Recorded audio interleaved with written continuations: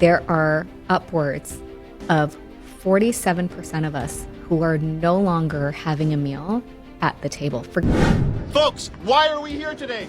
We want affordable produce! Right now, 8.6 million Canadians fit within the category of food insecurity.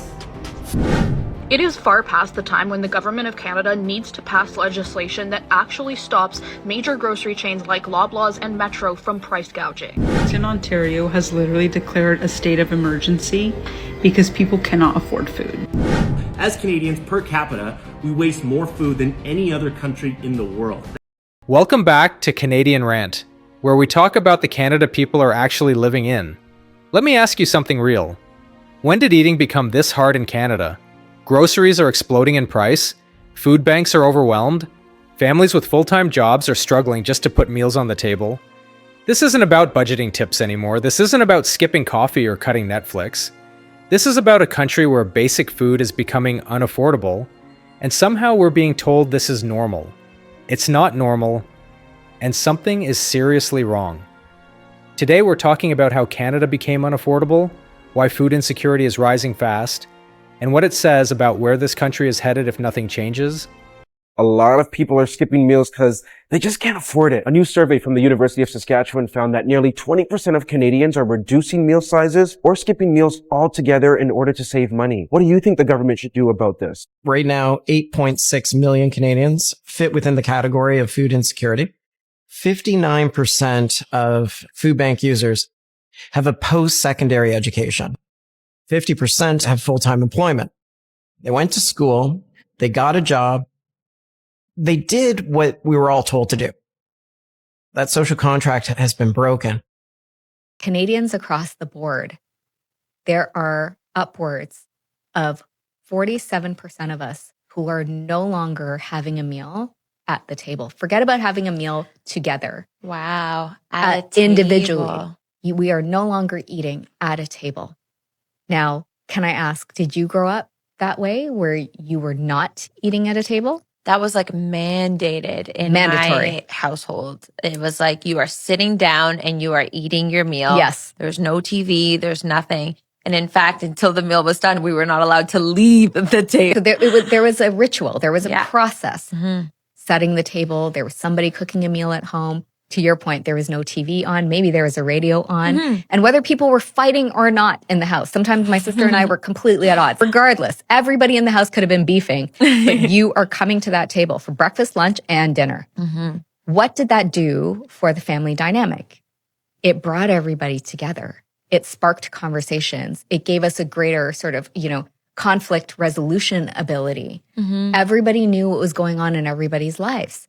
And now everyone is sort of in their own corners. If we are at the table, we're bringing cell phones to the table. Just want all of your listeners to take one thing away, if at all, right? Mm-hmm. Take all the things, but if you take one thing away from this conversation, can we bring back a meal? Yeah. Where we are enjoying that together as a family, as a couple, as friends, as girlfriends, as parents and kids. Like, let's seriously start doing that again, because I think that will fix so much of what is missing. It is far past the time when the Government of Canada needs to pass legislation that actually stops major grocery chains like Loblaws and Metro from price gouging. These corporations have a monopoly over massive amounts of the Canadian grocery market, and they have used that to their full advantage. They have made record profits year over year since the COVID-19 pandemic, and they took advantage of that crisis and the inflationary market it created to line their pockets. And absolutely no half measure that the Government of Canada has introduced since that to tackle affordability has actually done anything to do so. The fact of the matter is that these corporations don't give a shit about us. They exist for the sole purpose of making as much money as humanly possible. They don't care if we starve. They don't care if we have to choose between paying our rent and putting food on the table because they have jacked the prices up so goddamn high. They don't give a fuck. And the only way that this problem is going to be dealt with is to introduce legislation that deals with price gouging at the source. If you care about the future of food safety in this country, which is a life or death issue, diarrhea jokes aside, you need to know what's happening right now. Prime Minister Mark Carney's austerity measures have led to massive cuts within the Canadian Food Inspection Agency on about 600 jobs lost and funding cuts that affect about 1,400 jobs. This is coming at a time when the Canadian Food Inspection Agency is already vastly understaffed and pushed to the point where they had to introduce this black box algorithm to determine which plants needed priority inspections.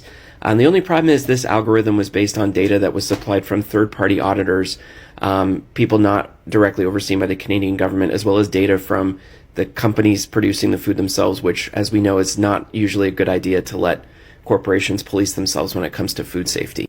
And so, of course, the algorithm failed, and a plant that needed to be inspected that produced almond milk was not, and 3 people died. Several pregnant women had miscarriages, and some people got lifelong disabilities. And these cuts basically will ensure that this continues. This is a life or death issue. And I know everyone gets really their back up when we start talking and criticizing Prime Minister Mark Carney, but the situation in Canada where we're constantly asked to select between someone slightly less conservative and someone extremely conservative to lead either the provinces or countries or federal government, it's going to lead to a situation where Canadians get more and more sick and we die more frequently. We are a multi-party system. We do not have to live this way. We have options. As Canadians, we choose to listen to our legacy news media that would like to prop up the idea that there's only 2 real viable contenders. That's simply not true. That's simply not true. You, as a Democratic voter, have the power to change this.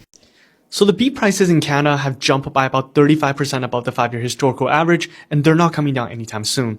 The crisis started with a brutal drought across Western Canada that forced ranchers to sell off their breeding cows, effectively dismantling the beef supply chain. And because cattle takes a long time to raise, typically 3 to 4 years from birth to becoming the steak on your plate, even if ranchers started rebuilding their herds today, we wouldn't see relief until 2030.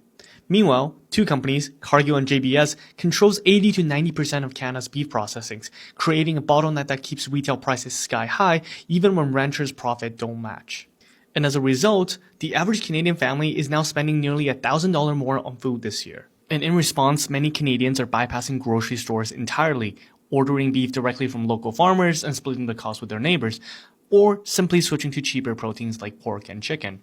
We cover the Canadian economy. Follow us for more. Kingston, Ontario has literally declared a state of emergency because people cannot afford food. It's the 3rd city in Ontario to do this recently. And they're just seeing that there's a rapid rise in the number of people who have experienced food insecurity because the average person gets $700 per month. And with that, they cannot afford groceries. Food insecurity in a first world country, and people have a hard time believing that stuff like that can happen here. It's only a question of time for them to bring these first world countries down to third world countries. And it's going to affect these people more because we're so used to comfort and prosperity. 1 in 4 Canadians are struggling to eat, right? This is not funny. This is not a joke. This is the real deal. Our senior citizens are starving. Our young youth are going through severe poverty. Parents that are working full time can't even put a roof over their head with a combined income. This is just getting ridiculous. I think with these tariffs, man, I think things are going to get a lot worse. And I don't know why our federal government calls what's happening in Canada right now what it is. It's a depression. We're not in a recession, right? And I really hope they can fix this and get things normalized right away, because this is about to hurt a lot of families. What's about to happen, especially in our auto industry. Tell me, what do you guys think? Right now, Canadian dairy farmers are forced to dump and destroy their excess milk production due to the supply management system. Meanwhile, as of 2024, 1 in 4 Canadians are considered food insecure, and we currently have 2.2 million users at food banks monthly. Food banks have been screaming for dairy products, protein products. It's not a shortage issue, it is a policy issue. Let's talk about that. Behind me is a document I put together outlining a number of the steps, part of the policy proposal itself. If you're interested, reach out. I can get the copy of this over to you to send to your MP. We know based on stats that Canada is currently wasting 6.8 to 10 billion liters of milk every decade due to supply management quotas. That's up to $15 billion in wasted value. The thing you need to remember is that farmers aren't overproducing on purpose. This is a biological process that cannot be stopped. The milk is already produced, it's already collected, and it's just being dumped and destroyed. Now, I want to make something really clear. I'm not here to argue the supply management system. We can leave that conversation for another day. This policy proposal I'm outlining at a high level addresses the issue of dumping and destruction in 3 steps. First, we're going to redirect the surplus milk to licensed processors. Secondly, we're going to convert it into shelf-stable products like powdered milk, cheese, and butter. Third, it'll be directly delivered to Food Banks Canada. There's no new production, no price changes, no threat to quotas. It's just a better use of the milk that we're already wasting. For you as a Canadian, what does this mean? It means that 712,000 monthly food bank visits from hungry children finally get met with high-quality protein. From an environmental perspective for the Liberals, this should be a slam dunk. We eliminate billions of liters of waste, water loss, and methane emissions. For the dairy farmers, they'll get a tax credit that actually helps offset the costs they are already incurring for destruction, and they'll receive better public trust. From a supply management perspective, it stays intact, prices stay stable. It's a political win for everyone. Like I said, I went ahead and put this into a document. If you're interested, let me know. I can get it to you guys. I would love for people to get this to their MPs, get it into the hands. My local MP is forwarding this to the CPC Shadow Cabinet Minister for Agriculture, as well as the Federal Minister for Agriculture. Let's stop choosing destruction when we know a better option exists. Folks, why are we here today? We want affordable produce! Canadians are starving for food. They don't want to eat crap from the grocery stores anymore. They will support local farmers as long as it's a good price. And that's why we have over 100 people here grabbing freshly picked fruit from the Okanagan. We have people from Vancouver, Burnaby, Surrey, all over, because not only they're getting fresh produce, they're supporting local farmers. Guys, let's keep this movement going. I hope to see you more out this weekend. What do we say, guys? Did you know a third of Gen Z say they have skipped meals to save money? To better understand Gen Z's money anxieties and stresses, RBC conducted a survey that dives into how social media shapes Gen Z's financial habits, aspirations, and anxieties. RBC's The Cost of Keeping Up: How Social Media is Shaping Gen Z's Money Mindset report shows that 64% of young adults feel behind financially because of what they see on social media, and almost half of Gen Z think about their financial savings or monthly finances daily. But the good news, if you're among the Gen Zers looking for help to cut through the noise, we've put together 7 hot tips from RBC to help you lock in on your financial well-being. Do a seasonal feed cleaning and unfollow anything that sparks FOMO. Lock in on your goals and write them down with the reasons behind them. Connect with friends who have a similar mindset and get the group chat going. Celebrate each other's wins, big or small. Make a simple progress tracker or even a note on your fridge to stay on top of your goals. Oftentimes, it's not about big moves and major cutbacks, but the small steps that lead to improvement. To learn more and see the full report, visit rbc.com/Gen Z Money Mindset. Canada was never supposed to be like this. This is a country built on the idea that if you work hard, you can live with dignity. Not luxury. Dignity!